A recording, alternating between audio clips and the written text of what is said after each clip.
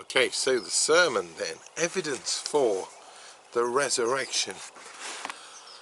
Goodness me, there's lots and lots and lots of evidence, and I think sometimes what I would say is, let's not forget this evidence, okay? And the Bible, not my copy, the Bible, the ancient texts, the prophecies therein, the Gospels, 4 accounts, and then the writings of the apostles and the early church. All of these act as evidence for the resurrection, especially the Gospels, of course. Now, you know, are these good accounts? Are these historical accounts? Well, you may have heard, but we have fragments of Gospels from, I'm just trying to think what the earliest one is. I think they found some from sort of 40, 50 AD, tiny fragments, and we have full copies from sort of 60, 70 AD for, I think, Matthew or Mark. Within a lifetime of the events that they're describing, to have full copies and many copies. And we also know from the fragments that when we get to the sort of full copies later on, they really haven't changed in any significant way at all.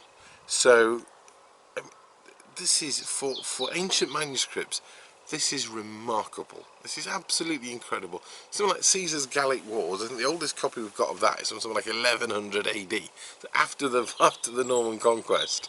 Okay, half as old, 1200 years after Caesar, but we have copies of Gospels within the lifetime of the disciples. That is, as far as ancient manuscripts goes, make those extremely reliable documents. We've got 4 different accounts. We've got Paul's letters, again, which we have copies and fragments very early,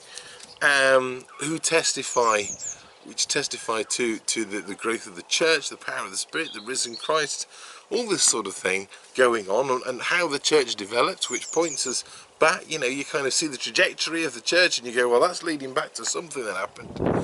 What was that? It was immense, whatever it was. Points us right back to this point as described in the Gospels, where the church reached its, if you like, is a nadir, its dark point of the cross, and then exploded into life within a few weeks because of the resurrection and because of the coming of the Holy Spirit at Pentecost. Difficult to put that down to a dead man and a dead God. So that's one thing. So we can look at the accounts here and say, well, the fact that they testify to it at all is evidence. And some will say to you, well, hang on a minute, don't they contradict each other? See, well, yes and no. I mean, they give different accounts of what you might call peripheral facts. So, I can't remember those, but some talk about the women going to the tomb, some talk about John and Peter going to the tomb, and so you might go, different people going to the tomb. If you can't get that right, well, actually, that's not how it works. Ask any policeman, and if there's any policeman listening, do comment. If you get 4 different accounts of an event, and they go, oh yes, it was this officer. He came down the stairs, he fired his gun, and then he went back upstairs again. He was wearing a blue jacket, red trousers and a hat. And they all say the same, word for word. You go, hang on a minute, this is a fit-up job. This has been framed here. This is collusion. No one gives exactly the same account. I mean, people might see big car crashes, and they might remember it with different coloured cars, all sorts of things. But they will all tell you the same thing. They saw the incident, they saw the car crash, they saw the murder, they saw the thing being stolen. And on that, on the main facts, they will be consistent within a certain amount. So whether one says they folded the grave clothes or not, actually, in some ways, the fact that they don't say exactly the same thing is a testament to the fact that these come from independent accounts. And of course, they would have talked to each other. But if Mark's writing Peter's Gospel, John may be writing his own Gospel, they're going to give different accounts because they're going to remember it differently. But they were all there, and they all remember something, and all their lives were changed because of it. They didn't forget that. So in terms of them being witness statements, they actually hold up pretty well. And also things like, you know, who went to the tomb? Well, actually, probably the Peter and John, you know, John's Gospel, the women go to the tomb, Peter and John go to the tomb. It's all there. They're just at different times. Like it says at the end of John's Gospel, if we were to record everything, it'd be just pages and pages and pages. You've got to boil it down and stick to the facts, what really matters about this. And they do. So oftentimes they will give you different slices of the story, but they're not contradictory. They just happen at slightly different times. That again is perfectly reasonable for independent witness statements to do that. So the claim then in the Gospels is that there is an empty tomb, and it seems from the Gospels that no one disputes there's an empty tomb. The Pharisees try and explain it away. The Romans probably sure a bit embarrassed, and the disciples believe, for some reason which we shall explore, that it's because Jesus has risen from the dead. Now, you might say, well, if grave robbers came in the night, I mean, they knew that Jesus was buried in a rich man's tomb, and maybe they thought there was some rich stuff in there, you know, they'd maybe smelt the myrrh, or I don't know. Anyway, well, there's problems with this. First of all, the old Gospels are clear that they are that the tomb is guarded, and if you put Roman guards or temple guards, whatever.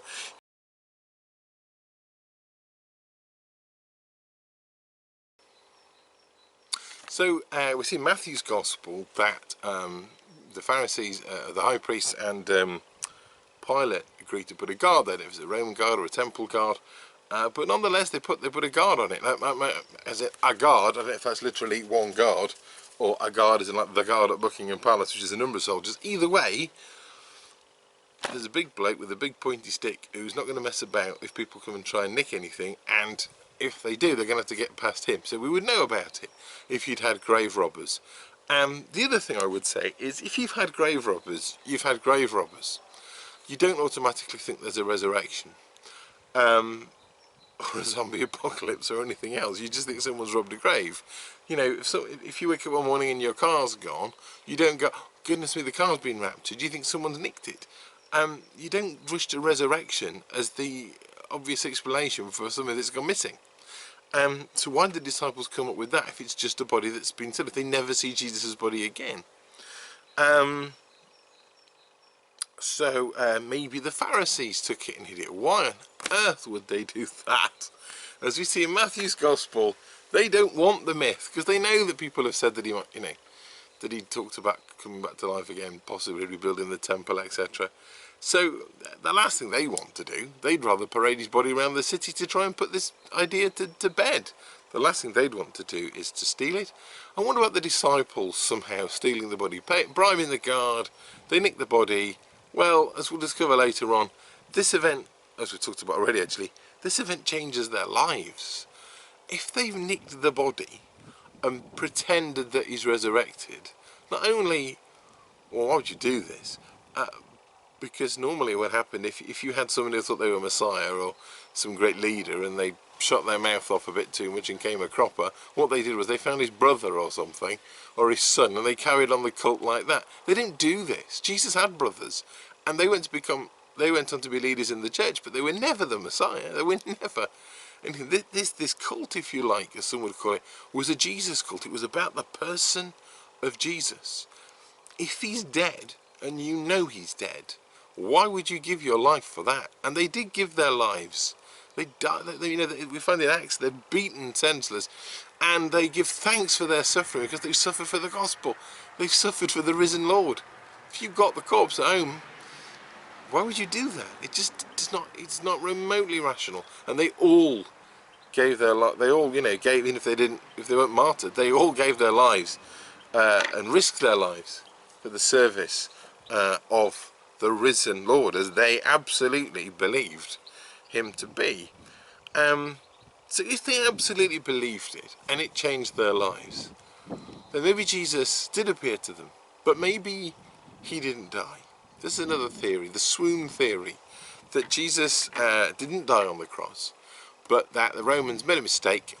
They thought he was dead, so they broke the legs of the other two, took Jesus off, wrapped him up, he had a nice time in his tomb, bit of cool, bit of relaxation, R&R, comes back to life again, and tells everybody, because he believes that he's died and come back to life, because he would have thought he'd died.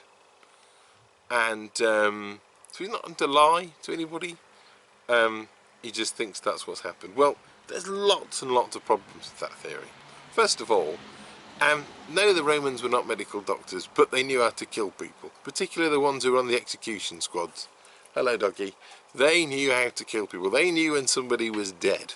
And one of the ways they knew, even though they had a lot of, experience, was that they would put a spear into your side. Now, they didn't know why at that point, but they did know, because they would have seen it, that when a man was dead, when you pierced his side, out of his lungs would flow blood and water.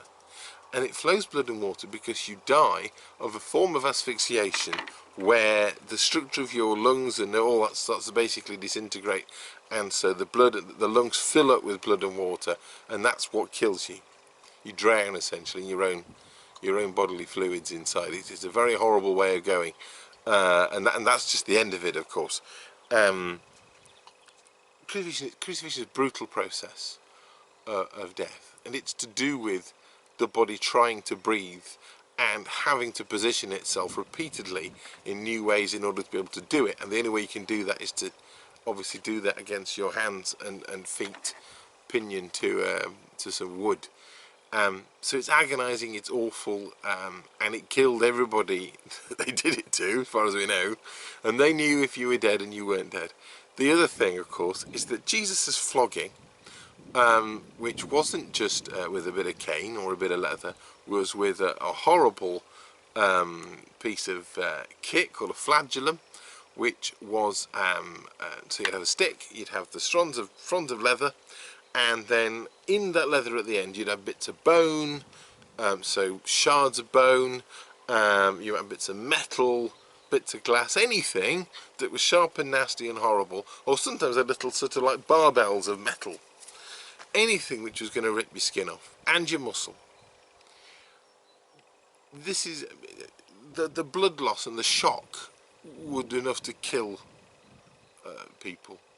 The fact that Jesus was in his, a fit man in his early 30s meant he survived it. There's a reason why you couldn't have more than 40 lashes, because you wouldn't survive it. It wasn't meant to be a capital punishment. So it was restricted to 40, and they gave 39 so that they didn't miscount and break the law.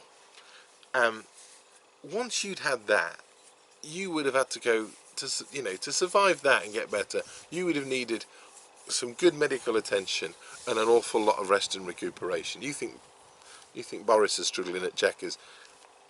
It's a hugely traumatic experience, would scar you for life. And if you survive that, to then go on to crucifixion and survive that, it's not going to happen. As I say, we have the testimony of the spear in the side, the blood and the water. The Romans knew. They were testing to see if they were dead, so that they could take them down before sunset. He was dead. And, they wrapped up his face and so on and so forth. Even if Jesus had survived, what condition would he be in on Easter Sunday?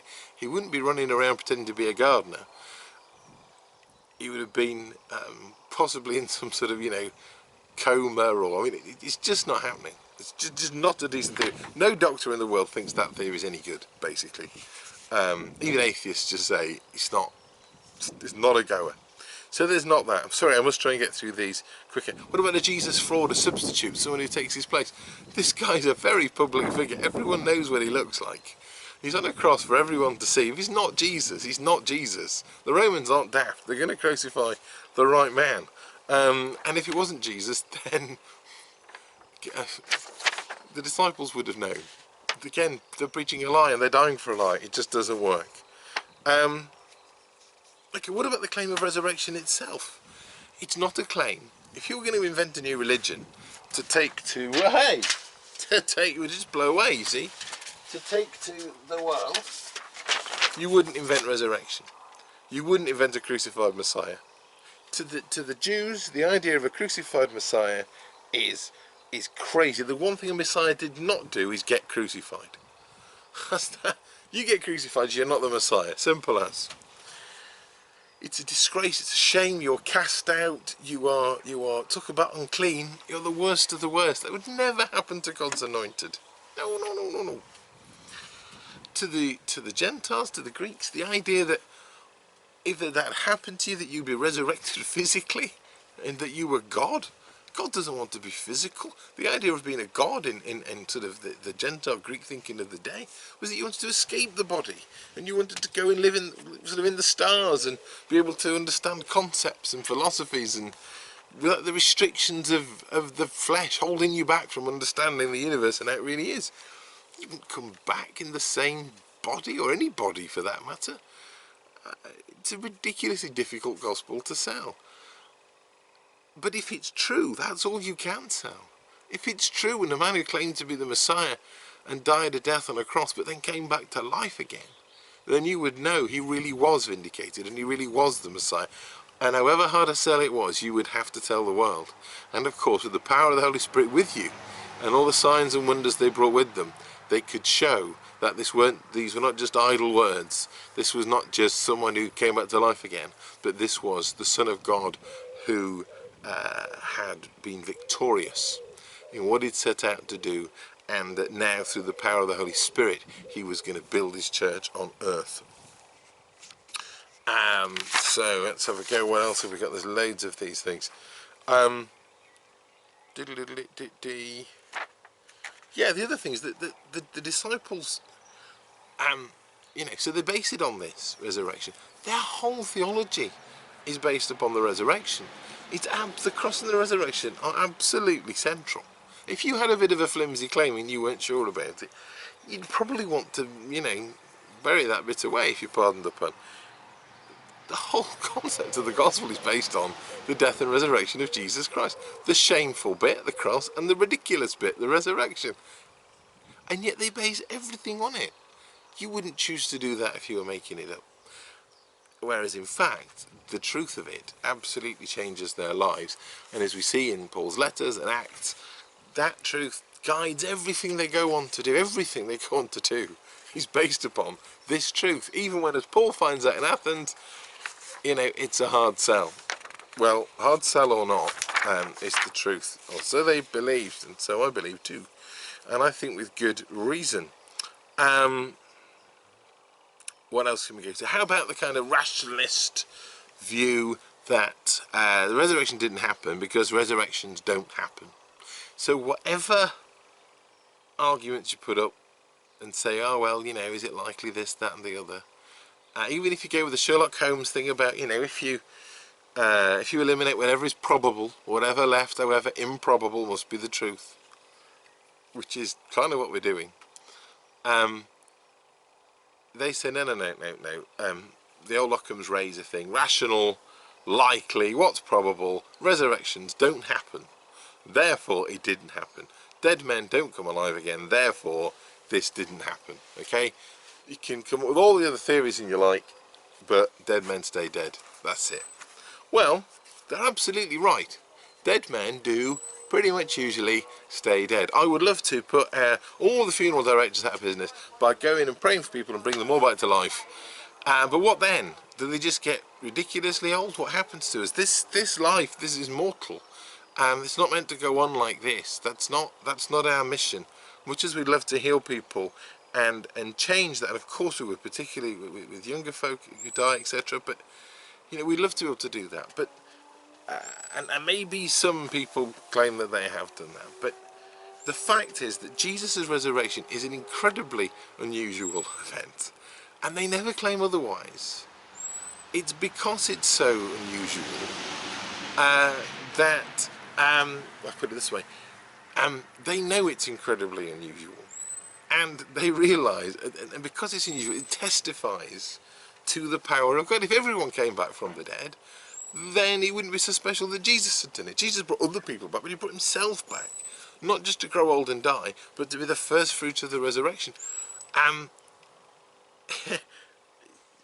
You know, not everyone can do that. In fact, the fact that not everyone can do that tells you that if somebody does do that, they're pretty special. If they claim to be God and they do that, you know, you've got to take that claim very seriously. So, the problem is the inductive reasoning of the rationalist says, you know, this doesn't happen, therefore that didn't happen. But the reasoning of the disciples say this doesn't happen, but he did, and therefore we have to take seriously the person who did it, because it doesn't normally happen. So they've been with the same sort of basis, the same understanding we all have, that dead people just don't rise again. But what do we do with the reality when someone actually does? Perhaps not as unusual as this, but history is full of things that were very unlikely to have happened. Very, very, very unlikely to have happened. And if you were to replay history and you just went with what happened, what would probably happen based upon scenario X, you'd get it completely wrong. It didn't happen.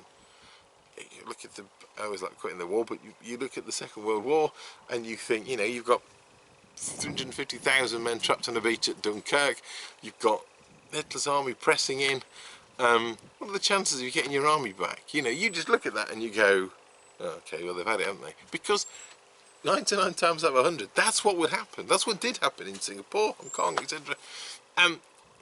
Miracles are miracles because they are not what normally happens. This is the greatest miracle, perhaps, of all, and any competition will be something like the incarnation or something else that Jesus did, or creation itself. It's an exceptional claim about an exceptional person, and therefore you could say, well, does it demand exceptional evidence? I don't know what evidence you would want except that people saw him, ate with him, chatted with him, walked with him, broke bread with him.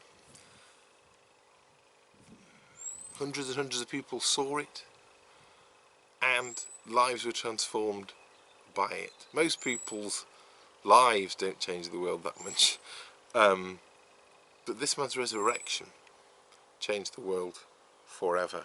So if you don't believe in it, then you've got to tell me why those things happened without it. Other than just, so I don't know, it just didn't happen, did it? You could go with that. But Tom Wright talked about his philosophy tutor at Oxford, and Tom Wright went through all the reasons why he thought the resurrection was, you know, probable and very much a reasonable, rational thing to believe in. And his philosophy tutor said, actually, you know, it's really well written. Tom said of himself, so humble. I don't know, but he said, you know, it's really well written. My worldview is that there isn't a God, and people don't come back to life, and therefore, whatever the reasons are, it just isn't someone coming back to life. In the end, that's what it comes to. In some ways, you can work this argument both ways, but if your worldview is that, you know, I don't believe the universe could exist out of nothing. I don't believe it's so finely tuned that for even matter to exist, let alone life, that I think the idea of there being a God is quite a rational thing. And the claim that God might have a plan, which we see in the Bible, to bring about order and restore creation that he's made and get us out of the mess that we're in, is perfectly rational. And if God could make the universe in a week, then do you know what? Bringing his son back to life again is well within his powers. If you say there is no God, and I just don't accept there is a God, then you can't believe in the resurrection. But it also works the other way around, I think. If you look at the evidence for the resurrection, and people have done, and I can't remember all their names below, but various people have looked, journalists, barristers, etc., have looked at the evidence for the resurrection, be careful what you say, the resurrection, and they've come to the conclusion that they can't dismiss it, and some have come to the conclusion that it happened, and that it would at least pass a court case, and therefore they have to really think seriously about their own life and faith. There's a barrister, sort of wartime guy called Cosmo something, and I will post his name on the comments below.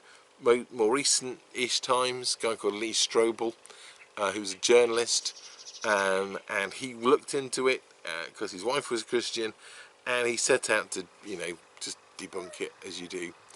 And he came to the conclusion that actually this is really quite rational.